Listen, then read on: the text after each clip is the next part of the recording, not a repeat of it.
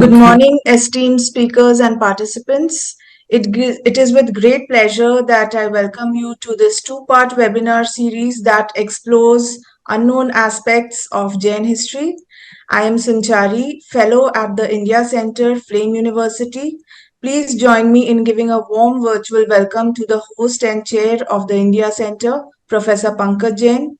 Over to you, Professor Jain.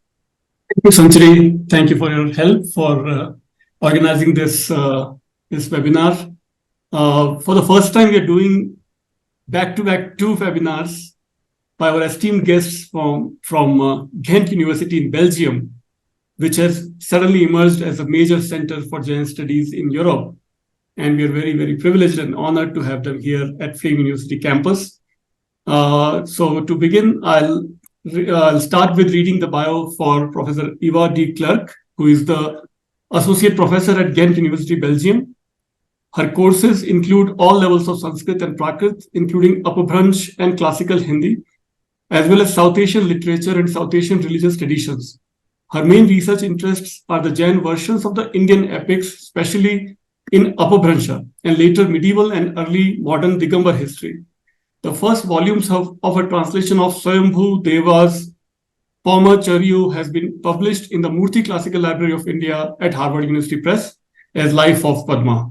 So today she's going to speak for us on the Jain Mahābhāratas. Welcome, Professor Eva. The floor is yours. Thank you. Okay, thank you. Okay, so I hope the presentation works. Yeah. So I will start with an overview of what I will talk about. I'm sort of assuming that both Mahābhārata and Jainism don't need too much introduction for you, but I mean, I will address some scholarly issues nonetheless, and then look at the, focus more on this Jain Mahābhāratas. So first and foremost, of course, I want to thank the professors Pankaj Jain, Devendra Jain, and Sanchari Chaudhary for giving me this opportunity to address you all. I've been working on the subject of Jain Mahābhāratas and Ramayanas for many years now. I mean, I tend to switch between both of them. Yeah, so let us begin with an introduction to the Mahābhārata. So again, I assume it is well known to most of you. Mahābhārata means a lot of things to a lot of people. First of all, it's a story. Can I just jump in and tell you that we see your notes, not the slide? Oh crap! Sorry, sorry. That was not. Oh yeah. Oh, is this better? Yes, but there's still not full screen. Yeah. Okay. Does anyone know how to do the full Yes, screen? now we can see the full screen. Now it's full screen. But now I can't see my notes. Right. Okay, then I'll have to kind of not go by the notes and just address what's on the slides without the... Oh, sorry, I'm just not all too good with these. Anyway, I'll go over the slides then. So it will not be the fluid prose that I had in my notes, but anyway, that doesn't matter. So Mahābhārata, I mean, if you the most common translation of the title is that it, it's translated as the story of the great. You have Maha there, and then war between brackets because the war is not it's not mentioned in the title of the descendants of Bharata. So this Bharata with a short this Bharata is considered kind of like a forefather. I mean, he is the forefather of the two warring parties in the Mahābhārata, and at the same time, he is the Bharata, according to some, after whom, Bharat or India is known or is named. So a lot of scholars have worked on the Mahabharata, and there are differing opinions on its genesis. Most scholars tend to agree that there are many different layers in this Mahabharata, but the story in it as a whole is attributed to Vyasa, who at the same time is also a character in the story. But the word Vyasa itself, I mean, literally means the compiler, right? So you kind of get the suggestion that this is a character that has been introduced as but it was basically referring to redactors of the story. It is or it was in when colonial in the colonial period, when interest rose in classical Sanskrit literature. It was termed a classical Sanskrit epic, and in that sense, it was often twinned with the Ramayana. And it's the kind of the reason for that is because, of course, in the West, or in the Greek tradition, you also have these two Homeric epics, and it was quite easy for European scholars to find in India, oh, there's one epic, and look, here is another epic, but we will come back to that in a minute.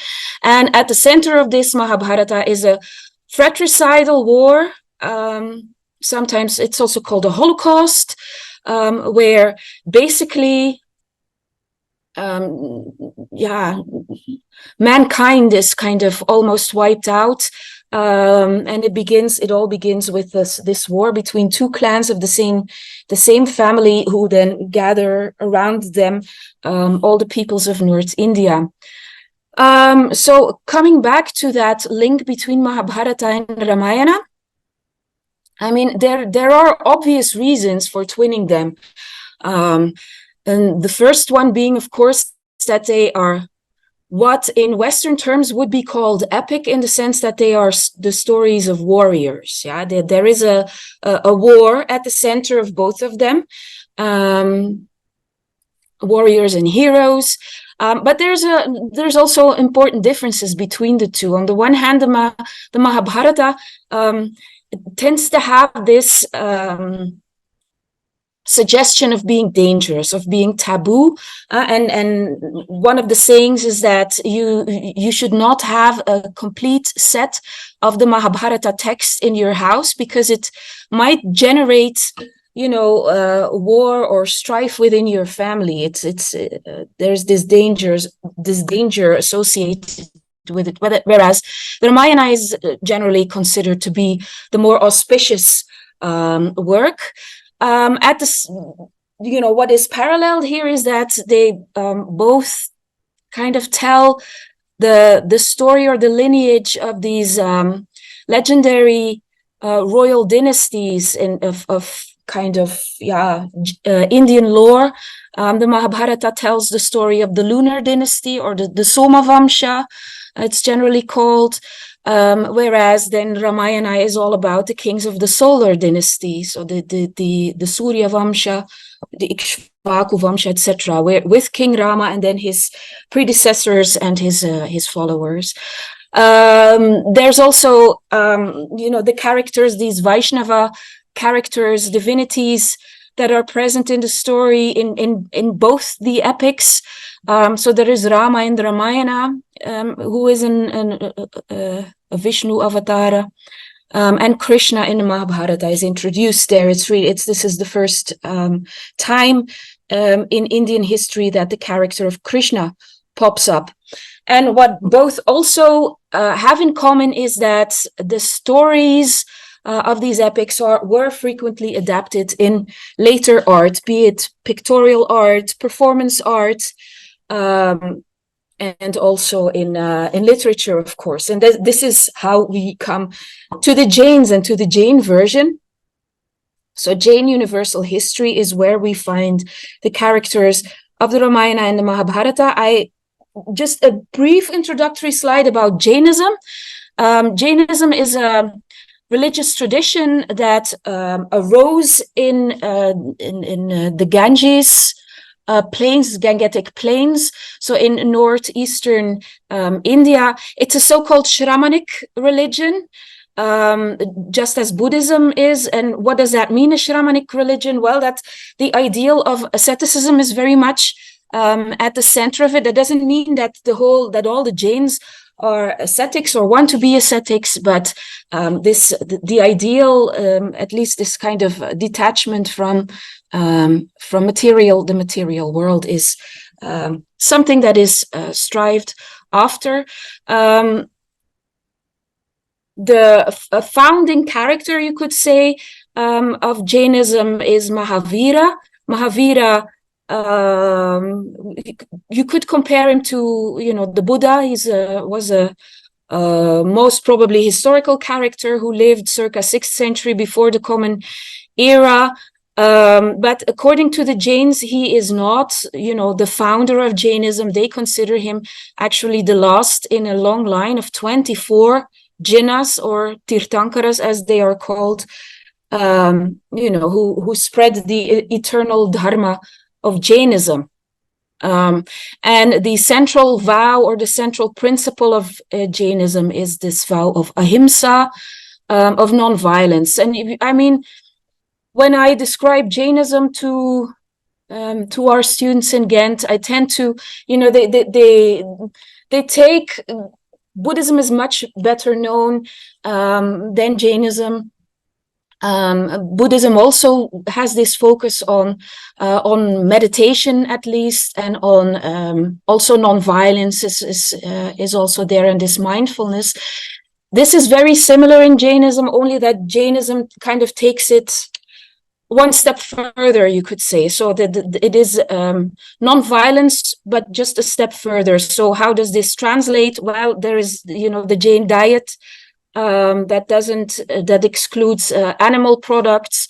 A popular image of Jains is, for instance, that of Jain monks and nuns who wear the mukhpati, this kind of a piece of cloth, and they walk around with a broom and brushing the earth before they put their foot down, in order not to crush any innocent small creatures or insects. And same for the mukhpati, they use this so that to avoid breathing in any small insects. And incidentally, this mukhpati is actually not used by the great majority of Jain monastic traditions, but it's still a popular image. That's why I mention it.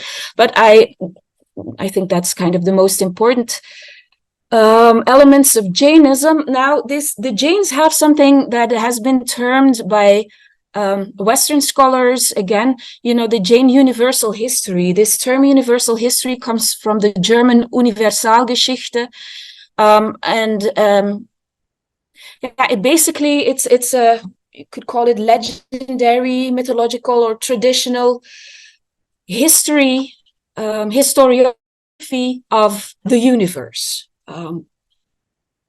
So this is the idea that the universe is subject to time cycles. So this is cyclical. You have periods. You have an upward kind of movement of time, and then a downward movement of time. During the upward movement of time, the situation gets better for the people. It goes from the most negative situation to the best, to kind of a climax, and then it goes down again in this in the second half cycle. Now, in this, according to, so in each cycle, and every half cycle, actually, you have 63 great men called Mahapurushas that live at that time, and it's kind of their stories, their biographies that make up this universal history. So these 63 great men are the 24 Tirthankaras. You could call them kind of prophets, who are born, who decide to renounce the world and then go and proclaim the Jain religion among the people.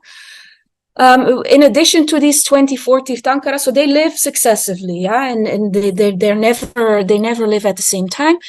In addition to that, we have 12 Chakravartins. Chakravartin is a character that also occurs in the Hindu traditions, in the Buddhist traditions. It's generally translated as universal emperor. They're political rulers, basically, who managed to conquer the 6 parts of Bharata, so actually the entire civilized world, you could say. Some of these are actually later become Tirthankaras, and others are, I mean, they're always very closely associated to the Tirthankaras themselves. So you have these, and then you have 9 sets of 9 triads, 9 sets of 3 of a Baladeva, Vasudeva, and a Prativasudeva. And the 9th, actually, the last set, and for those of you who come from the Hindu traditions or the Indic traditions, you probably recognize the names of Baladeva, but certainly Vasudeva. Vasudeva is a well-known epithet for Krishna. And then the Prativasudeva is just, you could call that the anti-Krishna. So these characters are very much, how to say, the blueprint of these stories of these 9 Baladevas, Vasudevas, and Prativasudevas is very much the story of Krishna. So the Baladeva is Balarama, the half-brother of Krishna, in the 9th set, and the Vasudeva is then Krishna himself, and the Prativasudeva, or their enemy, is Jarasandha. So it's not Kamsa, as you might have guessed, but it's actually Jarasandha. So this same blueprint is also projected on the 8th set of Baladeva, Vasudeva, Prativasudeva, and that is in fact Rama, Lakshmana, and Ravana. So the Balarama. So here what is interesting in the Jain tradition is that Krishna and Rama are not put on kind of on the same level. Actually, here Rama is put on the same level as Balarama. Because he's the elder brother, and then the younger half brother is then Krishna or Lakshmana, and their enemy is Ravana. And so these stories as a whole are told in, or we find them in texts in literature, and these texts in the Jain tradition are called Puranas. And in that sense, again, they offer kind of a counter tradition to those popular Hindu Puranas, which really became very impactful from around the Gupta period. So it was kind of a measure, you could say, by the Jains to kind of have their own Purana. So Purana is a term used, and also Charita or Charitra, meaning something like biography. Okay, so yeah. So when we talk about the the title of the talk is on Jain Mahābhāratas, and I haven't really addressed Mahābhāratas yet. And I will come to that now, because of course in the Mahābhārata, as I already mentioned, you have this character of Krishna. And it's in fact in the stories, or related to the stories of the 9th Baladeva, Vasudeva, and Prativasudeva, that we also find the story of the Pandavas. And you see some kind of distinct, some different forms of this Mahābhārata occur in the Jain tradition. So we find so-called Jain prototype or prototypical form of the Mahābhārata in the Jain Agama. So the Jain Agama, or the canonical texts, these are considered the actual words of Mahavira, of the last Tirthankara. As you may know, in Jainism, there's actually 2 big groups, right? It's called sects. You have the Śvētāmbaras and the Digambaras. The main difference between the 2 groups is that the Digambaras, the monks of the Digambara tradition, they are nude, they don't wear any clothes, they have no possessions, and the monks of the Śvētāmbara tradition, it's all in the name, the ones who are who are dressed in white, they wear a white garment. So this division between the two is something that grew historically. And one of the main differences also between the two is that according to the Digambaras, the entire canon, so the words of Mahavira, once existed, it was once compiled, but over history it has gone, it became lost. So we don't have the original canon anymore, according to them. Now, according to the Śvētāmbaras, there is indeed a set of texts, according to them, that survived and that actually can be traced back directly to Mahavira. And a part of this, in some of these texts, indeed, we find reference to Mahabharata or Mahabharata characters, including Krishna. Yeah. So in the Uttara Sutra, for instance, this is a very popular part of the Agamas, which contains lots of stories. And one of the stories narrated there is that of the 22nd Tirthankara. So the one before Mahavira, who was called Neminatha or Arishta Nemi, and he is in fact a cousin of Krishna, the younger cousin of Krishna. And we find there, so here we have this association with Krishna, which is very interesting. And we find in this story that Krishna, in fact, was instrumental to Neminatha becoming a Tirthankara, in the sense of his, deciding to renounce the world. So how the story goes is that this Arishta Nemi, he was a young prince growing up at the court. His older cousin Krishna saw that this young man was kind of, was very mighty and very powerful. And according to some versions of the story, Krishna was getting a bit nervous because Krishna, he was the big hero in the family. And he didn't like it that, there was this youngster there who might, end up being stronger than him. Of course, Krishna had some kind of insight in this, again suggested in some of the stories, into what might happen. And Krishna then says, okay, what needs to happen now is that Nemi needs to get married. So he arranges the wedding to Rajimati. And then, while the preparations are going on, Krishna takes his nephew around. He puts him in the chariot, and he takes his nephew or his cousin around in the around the city to show him all the preparations for the wedding. Now, as part of these preparations are, of course, animals that will be slaughtered for the wedding feast. And these animals are wailing, they're crying because they know that they will soon die. And Nemi is so touched by this, by the sight of these animals, that he then and there decides to renounce the world, that he no longer wants to take part in the kind of the material world.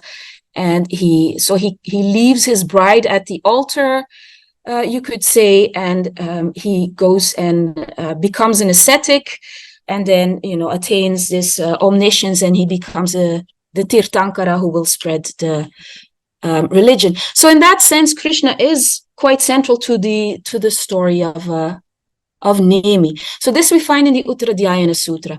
Now, in one of the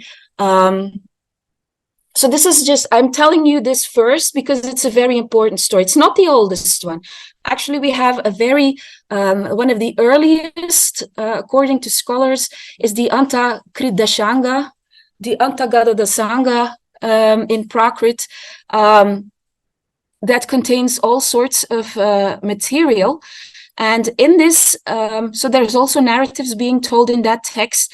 And in fact, of all the chapters, of all the life stories about, renunciation, 5 of these chapters are actually about relatives, or described as relatives of Krishna. So including the famous story of Gajasukumara, which is again very interesting, that this character of Krishna somehow seems to be included in or kind of drawn into this early Jaina lore. And then you have this Jñātri Dharmakatha, the Naya Dhammakahao in Prakrit, that really very much focuses also on Krishna, where Krishna is described as the king of Dwarka. So this is in the later part, you could say, of the biography of Krishna.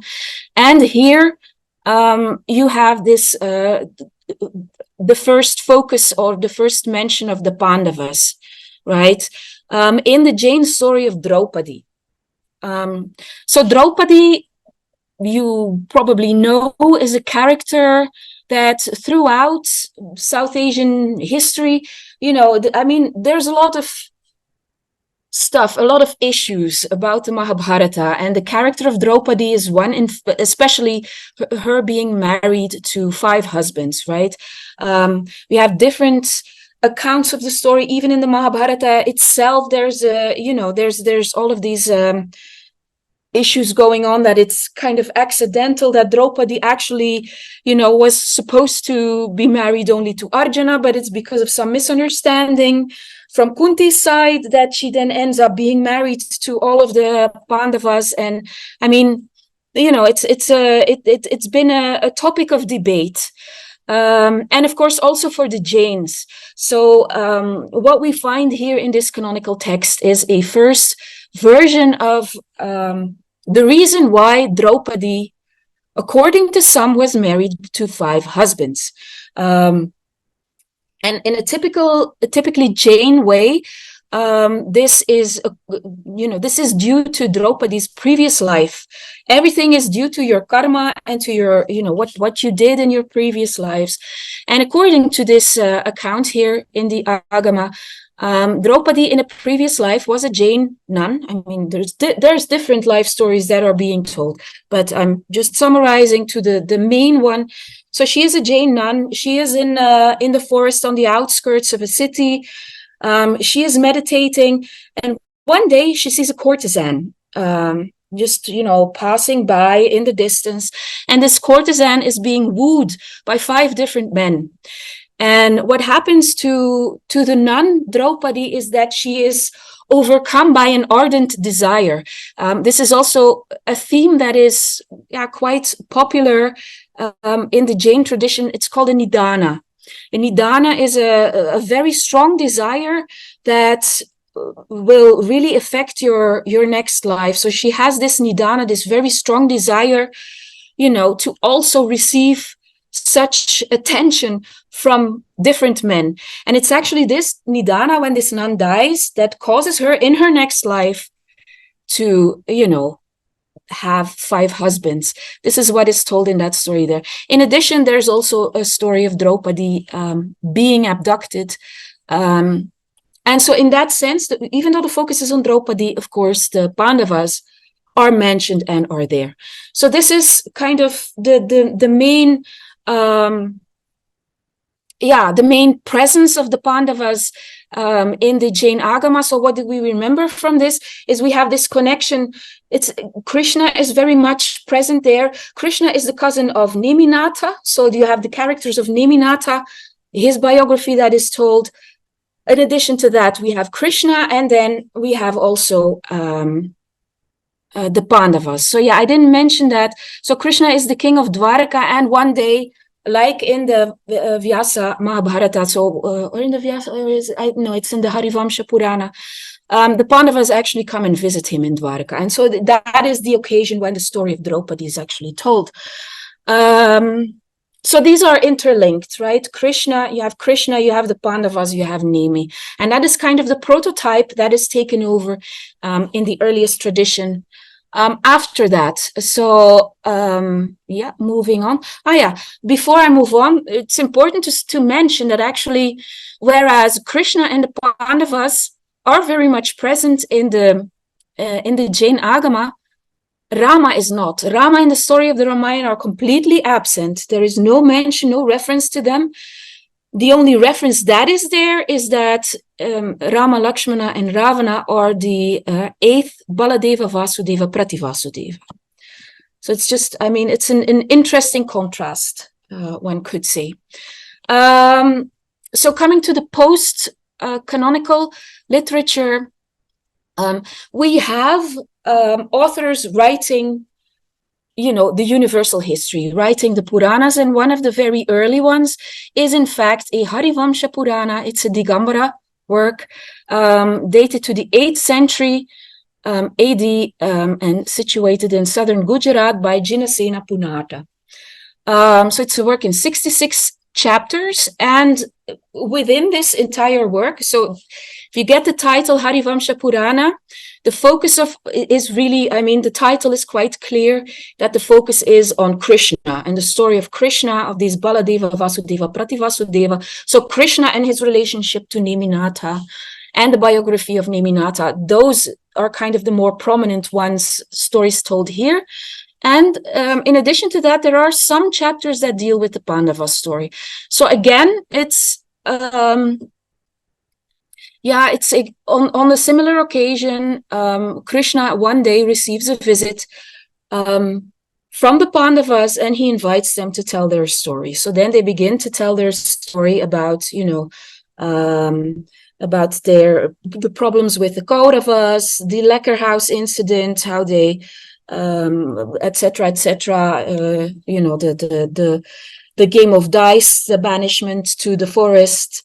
But it's very brief, it's very condensed. It's just in a few hundred verses that it's narrated in this Harivam Shapurana. What is furthermore very interesting here is that the battle of Kurukshetra, which in the Vyasa Mahabharata, and as we all know it best, is the great war between the Pandavas and the Kauravas, right? Now, what Jinasena does is he kind of transforms this battle into the war between the Vasudeva and the Prativasudeva. So the war in Kurukshetra isn't, you have the same factions, it's the same parties who do the fighting, but instead of it being the Pandavas and the Kauravas, you have Krishna, who has the Pandavas on his side, fighting against Jarasandha, who has the Kauravas on his side. So that is in fact what happens there. But of course, it's the same kind of, the outcome is the same, so to say, that the Pandavas prevail and Jarasandha and his, allies, they die.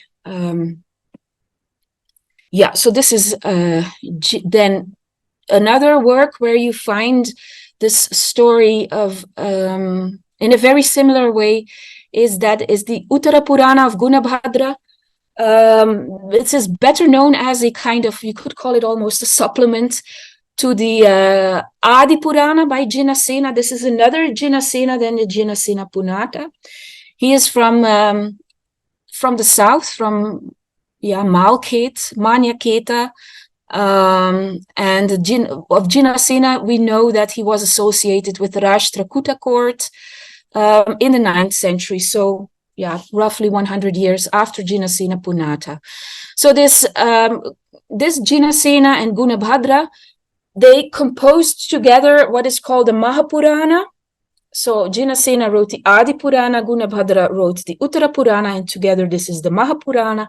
And this is basically the entire universal history of the Jains. So it contains the stories in condensed form, of course. It contains the stories of all the 24 Tirthankaras, the 12 Chakravartins, and all the 9 triads. And included there is also the story of Neminatha and the story of the 9th Baladeva, Vasudeva, Prativasudeva. And within that, as again a smaller part, just a few verses, we have this reference to the story of the Pandavas. So it's very brief here. So the first two, this is really, these are texts that could be considered like literature. It's kind of a kavya. And we have, so the first two were Digambara, then we come in time, the first Śvētāmbara text, that is also a Mahapurana, but this one is composed in Prakrit, and Maharashtri is Sri Lanka or Shilacharya's Chaupana Mahapurisacharya. So the biography of the Chaupana of the 54 Mahapurushas. So the difference here is that Sri Lanka, or at least his tradition, doesn't count the Prativasudevas as Mahapurusha. So hence you have, according to his reckoning, only 54 and not 63. He also hailed from Gujarat and lived there in the 9th century. So this is, poetically, it's a very, from a literary point of view, it's a very interesting text. It contains some of the accounts of the of some Mahapuranas, even in a dramatic form, so as a theater play, and it also has a kind of a sizable account of Neminatha with some references to the Pandavas in there. So this is kind of, I mean, these are the earliest ones. The next one in line is perhaps better known. I didn't mention it here because I just wanted to give the earlier ones. From the 12th century, you have, of course, Hemachandra's Trishashti Shalaka Purusha Charita, which follows this Sri Lanka tradition. So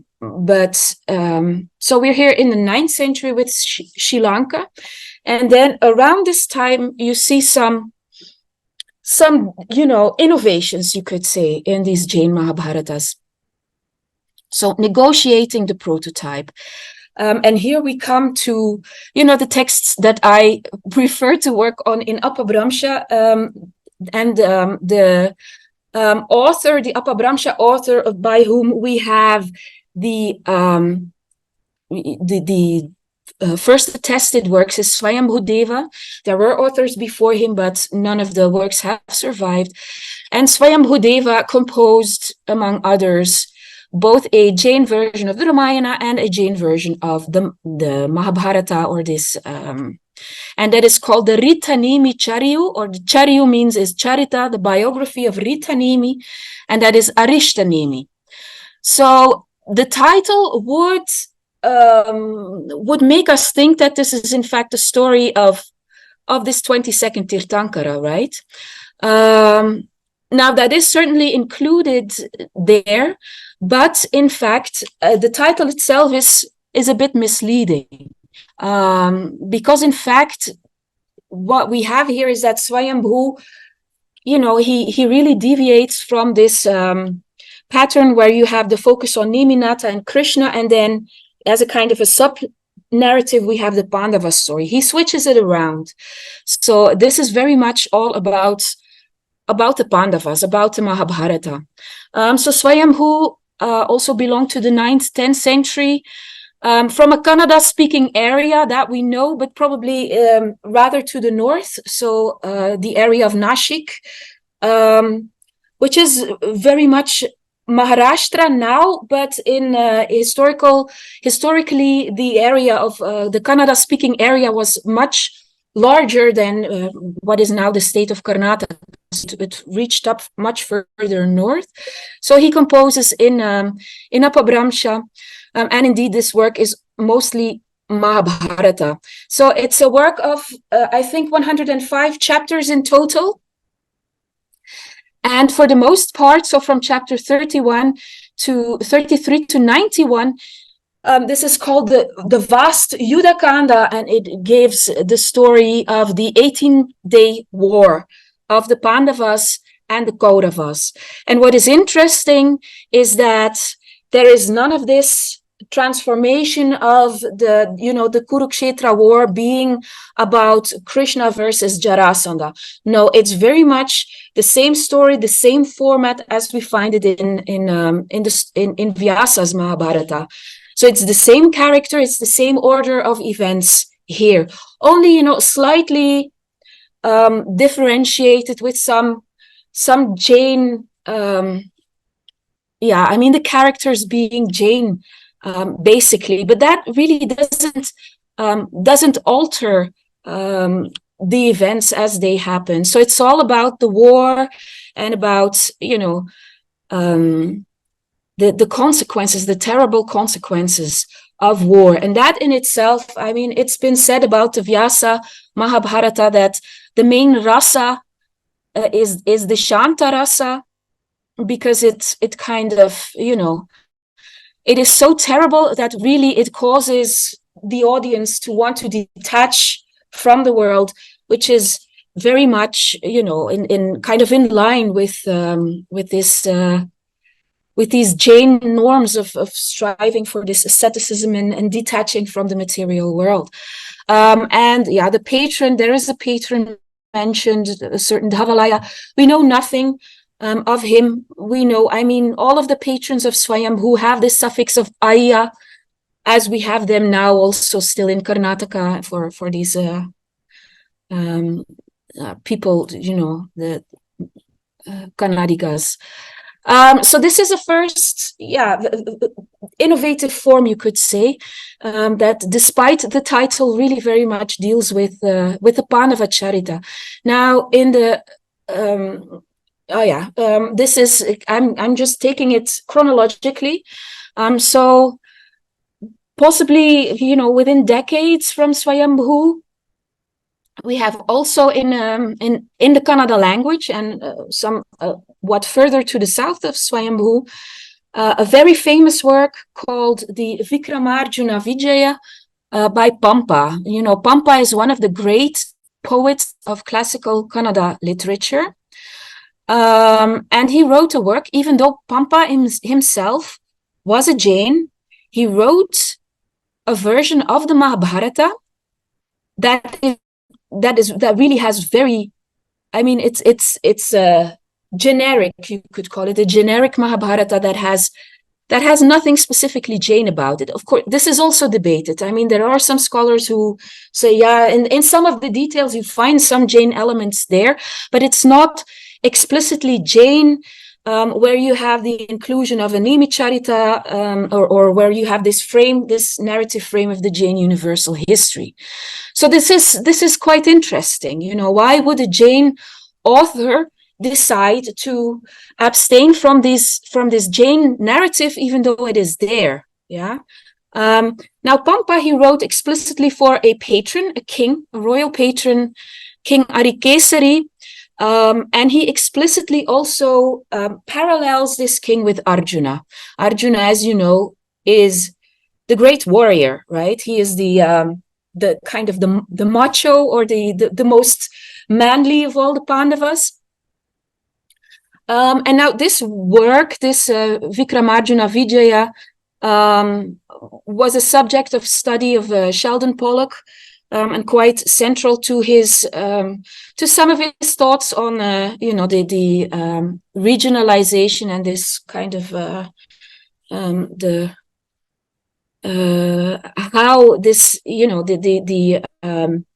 the epics, especially the Mahābhārata, kind of came to be localized in the different regions, and then here in the Kannada speaking region. So he says that refashioning a Sanskrit epic discourse on power, and he calls it a re-envisioning of the old trans-regional political order for another very different kind of world. So this is, according to him, also one of the reasons why Pampa chose not to follow a Jain narrative, but chose to follow the Vyasa Mahābhārata because of its political implications. Now, what's important is that Pampa was actually not the only one the only Jain to compose a non-Jain Mahābhārata, even though Jain versions are there. We have another poet who does a very similar thing in 13th century Gujarat, so a few centuries later, and that is Amarachandra and his Balabharata. Now, this is a notorious work, as it's described as Mahakavya, as a really very courtly poetry, and it completely follows the story of Vyasa. So it has no Jain traits whatsoever. It's divided into 18 books, and it explicitly mentions as patrons the Brahmins of Vagada. So we have no royal patronage here, but Brahmin patronage, interestingly. And to kind of complicate this, we have around the same time of Amarachandra, the next slide, also in Gujarat, slightly earlier, we have Devaprabha Suri, who writes the Pandava Charita, which indeed follows the Jain prototype. So it's the Pandava Charita, the focus is on the story of the Pandavas, but it includes the story of Neminatha and that story of Krishna as the ninth Vasudeva. It's also, like Amarachandra's work, divided into 18 chapters, so 18 books. And you see an attempt here by the author of to kind of fuse different traditions, to kind of find common ground. I mentioned this here. I myself have not really done research on the Pandava Charita. It is one of our PhD students in Ghent, Simon Wienand, is actually focusing on this text, and he discovered that there is a lot of literal borrowing from Vyasa, so actually pieces from the Mahabharata, important parts of the text are literally, transplanted within this Pandava Charita, sometimes in a different context. I mean, this intertextuality here is very interesting. So there's literal borrowing from Vyasa, and at the same time also from Hemachandra, that great predecessor of Devaprabha Suri, who was also from the same area of Gujarat. So yeah, this is, I think, this was kind of just my overview. There's many more versions of the Jain Mahābhārata or the Jain Harivamsha that are around and that circulate. Another former student from Ghent University is working on a version in Braj Bhasha that comes from actually from Rajasthan.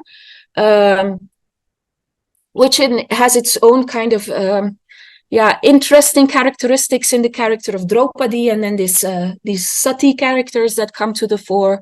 And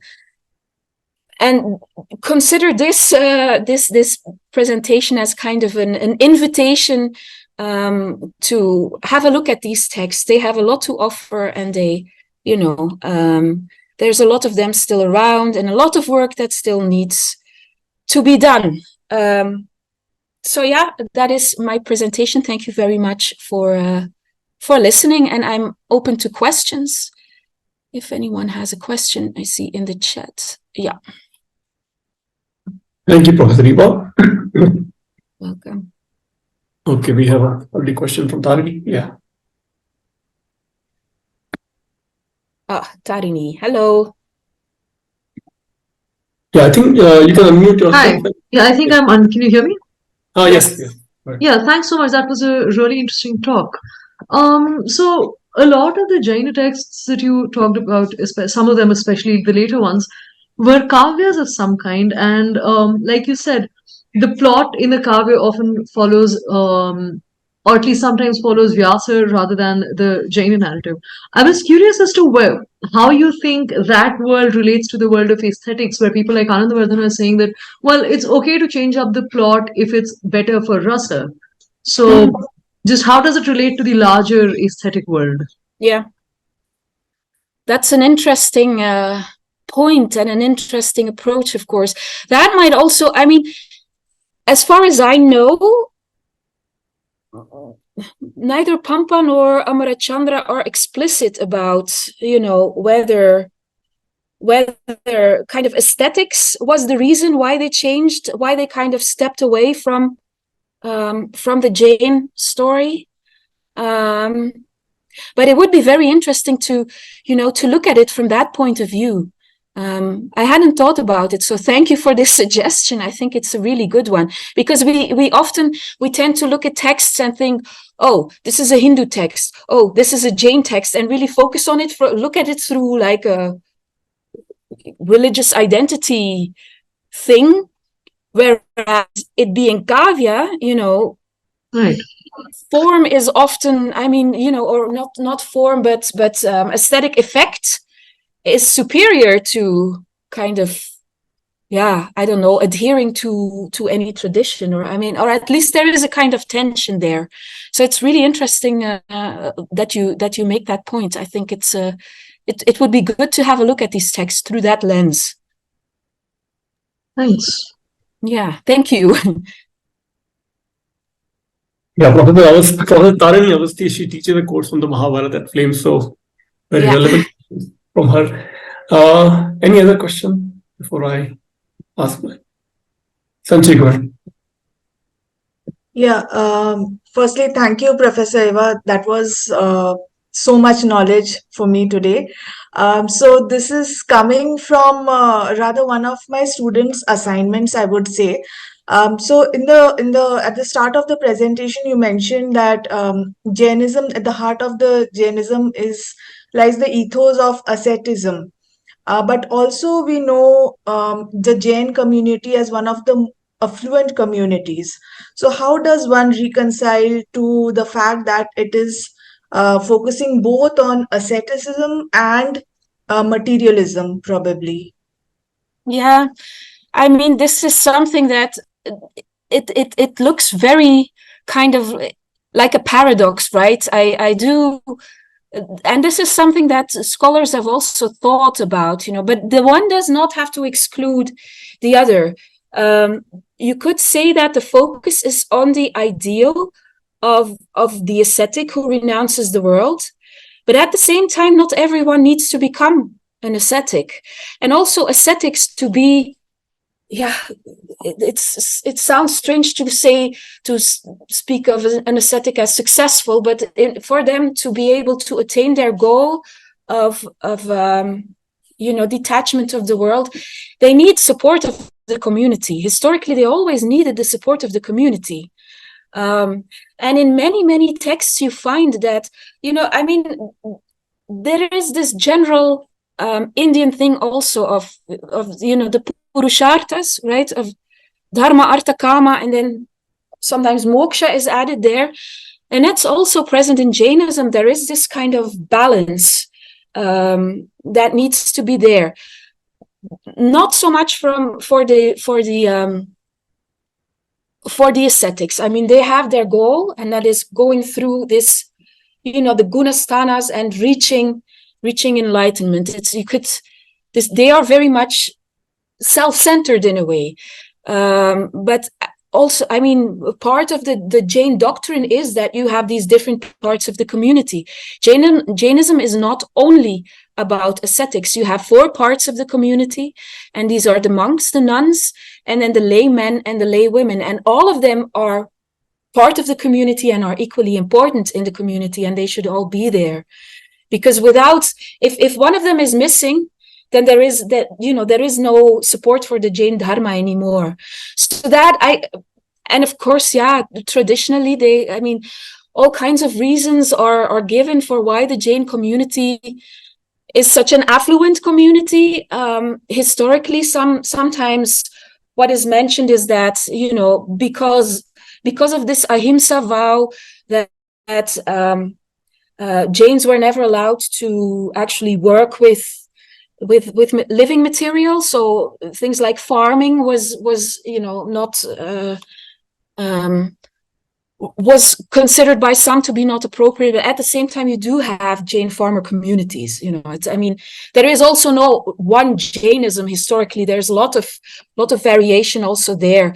What we do find interestingly, for instance, in Belgium, where I come from, we have also an affluent Jain community in the Antwerp diamond business. And I found it quite striking that in some of the earliest inscriptions in Mathura that you find of the Jain inscriptions, that it is mentioned that actually the lay person who sponsored, I don't know, was it an installation of an image or something, or a temple, that he was a dealer in Mani Ratna, so in gems. So this I don't know if it's necessarily linked to the doctrine, or the two were kind of intertwined, but somehow the Jainism kind of was adopted by these merchant communities.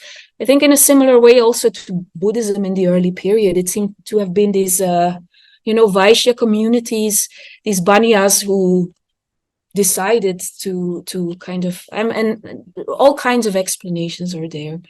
But I mean, that said, you know, there are the Jain tradition is very rich in narratives, and there's many narratives about Jain merchants. Probably more narratives about Jain merchants than about Jain kings. Right. Thank you, Professor. Welcome. Thank you. Any other question by any other attendees? If not, I have a small question. Maybe we have, I think, 4 minutes before our next presentation. Okay. The time. My question is, what exactly happens to all the gruesome carnage of violence that is happening in the Mahabharata? Does it get genofied somehow? All the violence becomes non-violence? How? If yes, then how? It's this kind of, I mean, it's like in the Jain Ramayana. I mean, I'm better acquainted with the Jain Ramayanas, but it's very simple. There's a lot of, and I was surprised, you know, as at 22, starting to read these Jain Ramayanas, I sort of assumed that it's going to be full of lectures on how not to be violent, but it's not. There's so much violence in there, but at the same time, there's the message of how gruesome and how, you know, it does kind of, you know, like watching a horror movie. Yeah. Might kind of make you think, oh, all the blood and gore, and then this idea of bringing you into a state that you, oh no, I don't want anything to do with the physical world anymore. I mean, this is, and sometimes it's mentioned explicitly, you know, that some person is lamenting the death of someone, and it's, oh, look, and how this physical body and how terrible and how it's smelly and whatever, and we should focus on, you know, on our jiva, on our soul, and really go for the